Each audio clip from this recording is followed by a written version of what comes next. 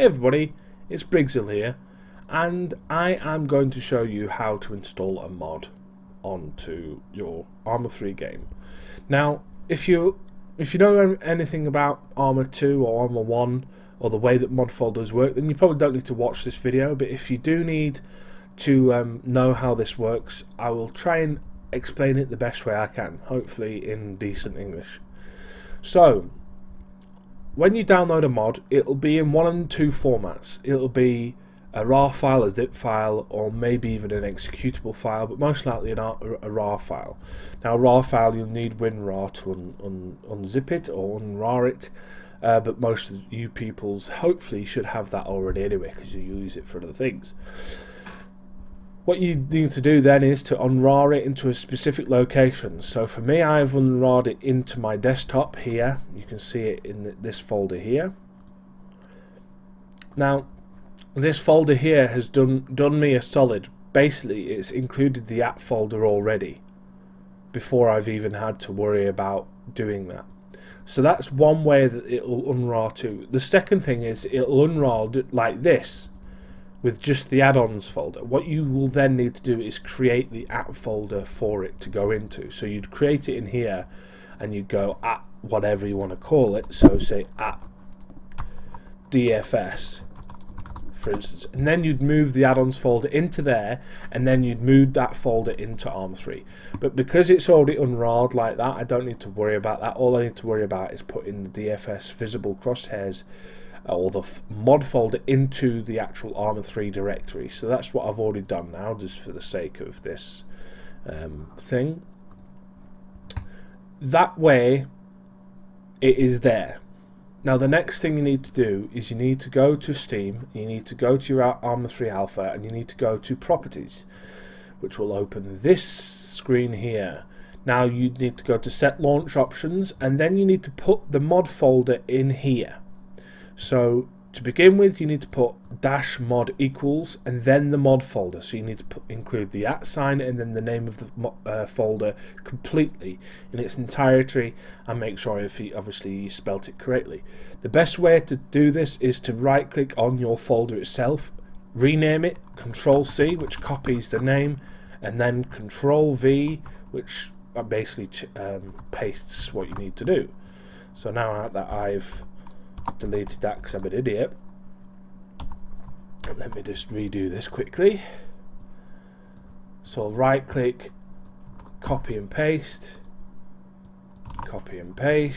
dash, and then the visible crosshairs, copy, paste, press OK, press close, and then you load up the game and it should work. Now occasionally I have a problem where it'll crash just like this, but it didn't crash, which is nice. It's always nice to know, although it's waiting to respond, which is a regular thing for ArmA 3 to do, but it'll work hopefully. So when you load the game up, there's one more thing you need to do to check if the actual mod folder is being picked up by the game, and that is to go to Options, which I'll show you in a minute when this loads, probably the next like 30 seconds because it takes its bloody time. I should really get rid of the splash screens. You can do that. Dash no splash, I think it is in the setup or the parameters for launching the game. Dash no splash will get rid of all the splash stuff. Anyway, if you go to Options and then you go to Expansions, you'll see the folder in the expansions list, which means that the game is definitely picking up the fact that the mod folder is there and it's being picked up. Now I'm going to quickly try and find out if this has actually worked. So let's do this. Let's just pick that one. Difficulty regular. Press play. I want to go there. Press OK. Let this load up, and then what will change really is that this mod basically changes the crosshair to be more visible. Basically it'll give it a black outline, and as you can see it's given a slightly black outline. You may not even be able to see that.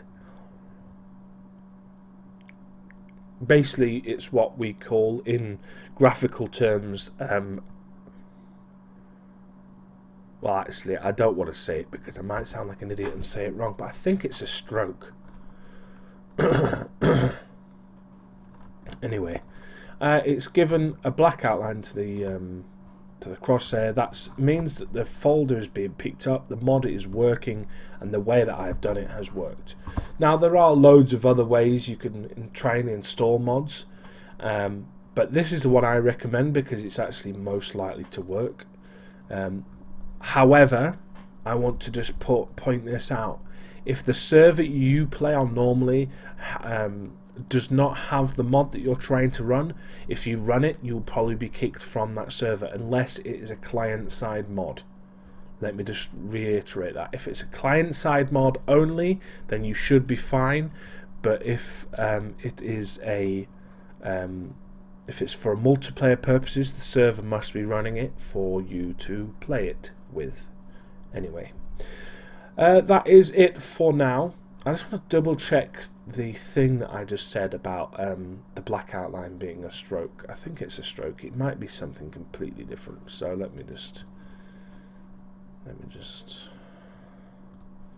Oh, that can't be found. That's great. This is completely pointless now. Yeah, it is a stroke. Basically, it's an outline. That's just the way it is. Anyway, I've wasted enough of your time. Go out and use some mods. Check out the modification videos if you haven't already, and click the links to get those modifications, and all will be well, hopefully.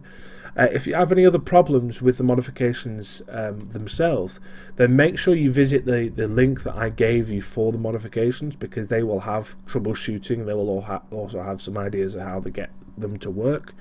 Some of the ones that I try, sometimes they don't work, and that's just the way it is. You just have to go and find your way. So thank you very much for watching. I hope you find this interesting, and see you next time.